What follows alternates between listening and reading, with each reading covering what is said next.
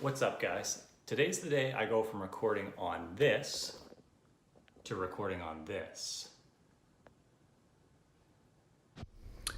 So here's a strange one for you. I am actually going to do the intro for my unboxing video using the camera and the microphone that are in the boxes. I shot an intro video a couple weeks ago when I got the camera, and just loading it up in the editing software was pretty poorly done. So I wanted to reshoot it. Sneak preview, I do love the camera now that I've been using it for a bit. But what I'm going to do is I'm going to skip to the unboxing so you can see my initial impressions. And then I'm going to go back to shooting on my iPhone, and I'll show you a bit of iPhone versus SL2, kind of like an A-B. You can see the difference that one versus the other makes, and see what you think. So yeah, let's jump into the unboxing. So the first and most important element obviously is the camera body. I went with the Rebel SL2, also known as the D200 in other locations. When you order the Canon Rebel SL2, there's one of two ways it can be shipped. You can get the camera body only, or you can get this package that comes with an 18-55 lens. I do have some other Canon lenses that I look forward to trying on this camera, but the package that came with the lens was only marginally more than the body itself, so why not? So let's have a look. Obviously, you get the warranty paperwork, the booklet, these things that you rarely use because of YouTube and the internet. It comes with a single battery and a nice little charging, very compact charger with for travel.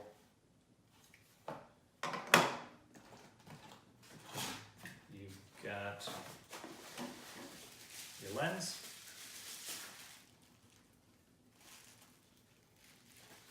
When I was purchasing the camera, I bought it at a brick and mortar store, and because I was buying the whole setup, they actually threw in camera protector filters, so why not? You get the standard Canon around the neck strap, the piece de resistance, the body. Get this out of here. Oh, you guys have no idea how excited I am about this. One of the reasons the SL2 is so popular with vlogging is this flip-out screen. Forward-facing, backwards-facing. Very few cameras offer the combination of video quality, image stabilization, a flip-out screen, shotgun mic ability. I can tell already holding this camera in my hand, it's not built to the same durability standards as our Nikon D80, which is a full-fledged DSLR. I'm sure this camera can take abuse, but it doesn't have that same industrial feel. Beyond the body and the camera, I decided to go with the TakStar mic. I know everybody uses Rode, and I may end up regretting this decision, but I watched enough positive reviews and the price differential for the SGC598, I couldn't pass up the opportunity to try this, and if it doesn't work out, I'll sell it, I'll return it. And I actually preferred the audio that this produced in some of the review videos I watched. So let's have a look at what TakStar supplies. Travel case that probably will never get used. A bunch of paperwork that's actually in some sort of Asian language. Yeah, warranty card, which I will not be able to read. Stamped and dated quality inspection card. Ooh. It's almost like a piece of military hardware. Now it does come with something else here. These must be for the these must be for the shock proofing. Some extra little shock proofers. So with TakStar, you're definitely sacrificing some of the quality, very similar to the SL2. You're not getting the DSLR, rugged durability. You're not getting a Rode mic with this. It's got a plastic adjustment wheel. The base is metal. We'll see. This is all plastic. You've got an external battery. Now, supposedly this battery compartment is very easy to access when it's mounted on the camera, so it doesn't require you to take it off like some other shotguns. Mount this up here and have a look.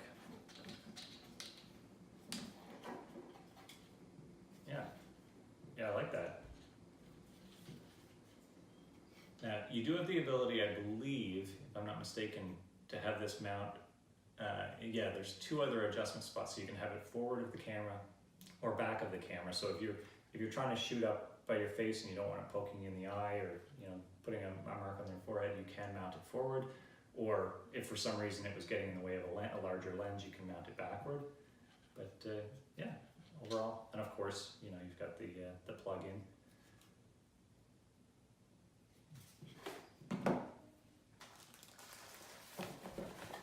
All right, moving on. Christmas here. Now, what kind of videographer would I be if I didn't have a Gorilla Pod? I actually wasn't thrilled with the reviews on these. I am a guy who researches the heck out of everything I buy. I wouldn't have hit order on any of this, or, you know, I actually went to a friend of mine who works at a camera shop to buy this, but I wouldn't have bought this stuff if the reviews weren't stellar. And unfortunately, it didn't seem like there was a good bendy tripod that everybody liked. Gorilla Pod has a great reputation, and so I went with their product. And I hope that I don't have some of the issues that some people have had in terms of like the little rings around the circles cracking. But do your own research, make your own decision. I'll keep you updated if I have any issues with this. Of course, I'll create a video. But yeah, this is not the bottom of the barrel, but it's not the top of the line either. This is the SLR zoom, and it comes with the ball head. Just give you a little idea of what you've got. Oh, I like that. I assumed that it would be very, I assumed the bending would be very linear, but it's actually really like specific. Everything is on a plane. So yeah, that's really neat. Now, some of the reviews that I watched, people were complaining about cracks in these legs. So I'm just taking a quick look, make sure that the little rubber surrounds, yeah, everything looks good here. Now, long-term longevity, who knows? But at the end of the day, it's a tool, and tools break, and you replace them when they break. The last two items, of course, data. They don't provide any onboard storage on the SL2, and you know, if they did, it wouldn't be significant anyway.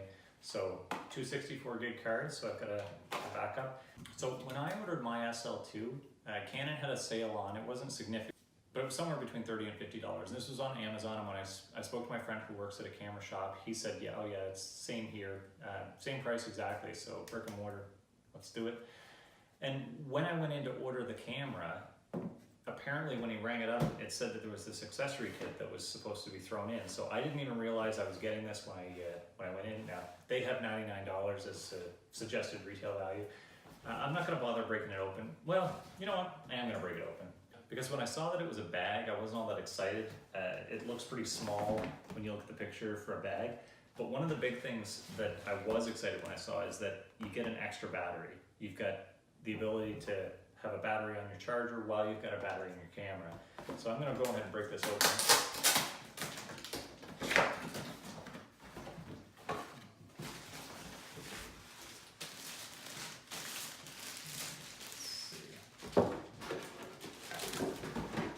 Battery's down at the bottom there. So yeah, extra official Canon battery, and a bag that I may open this. You know what? I might just throw it back in the box and put it up for sale, because it's going to be small. I can just tell, like, looking at it. Our DSLR camera now, the bag is twice this size, and we don't use it for half of what I hope to use this for. So I probably will end up getting a larger backpack to transport. But you know, it certainly was a nice surprise. So now what I'm going to do is I'm going to swap from shooting on my iPhone to shooting on this. All right, so we are now recording on both devices. You'll see my eyes shifting back and forth. Just want to give you an idea of the selfie capabilities. I'm going to use the audio most likely from the TakStar. Maybe I'll cut over to the other to the iPhone so that you can get an idea of how that sounds. But yeah, so yeah, you're getting an idea. Now this is obviously the iPhone self-facing. I've got it, you know, so that I'm previewing myself.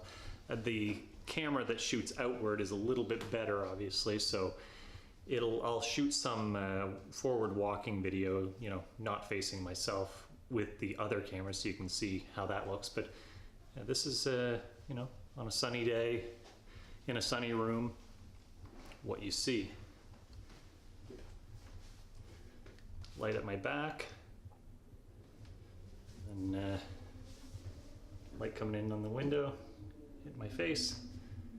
Very bright looking. I find the, just from what I can see here, the iPhone looks warmer, but a little bit more dark, I guess. Whereas the SL2, I'm getting a more crisp, but also a lighter image. Yeah. So let's go outside and we'll shoot some forward-facing video so you can see the two of them together. It's the battle of the cameras. Dog, can you go upstairs, please? Oh, no.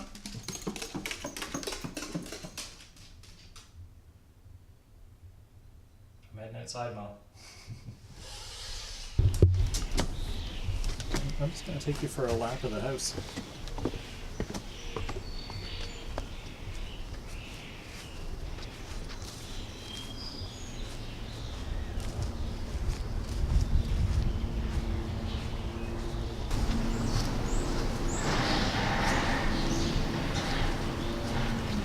I'm going to go down in the basement just to give you a little bit of a low light example. Our basement has these overhead lights, so you can see what it looks like with the harsh light right overhead.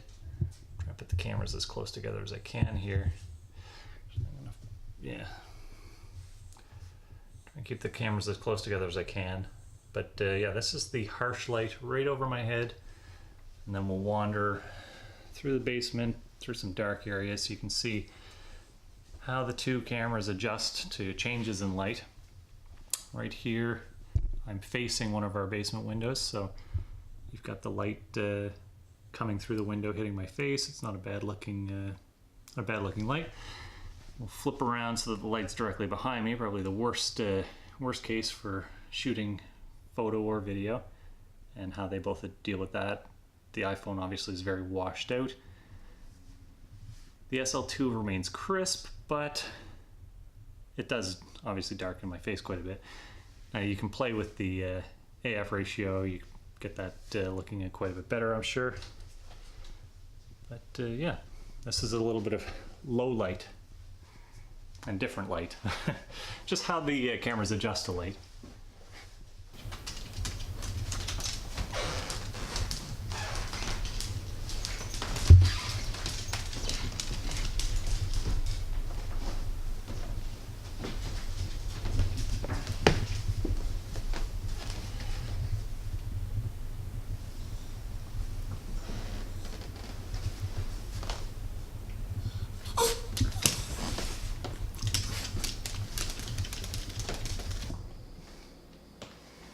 So there we go. That's the unboxing, the first impressions, a little quick walk around the house so you can see how, you know, this beast compares to this beast. And I mean, I call my iPhone a beast because, let's not kid ourselves, a phone these days shoots incredible quality video and photos.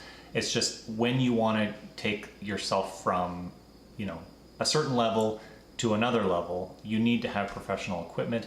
And the SL2, while being on the low level of what would be considered professional video camera, it is still going to provide a higher quality image and a higher quality sound right out of the box.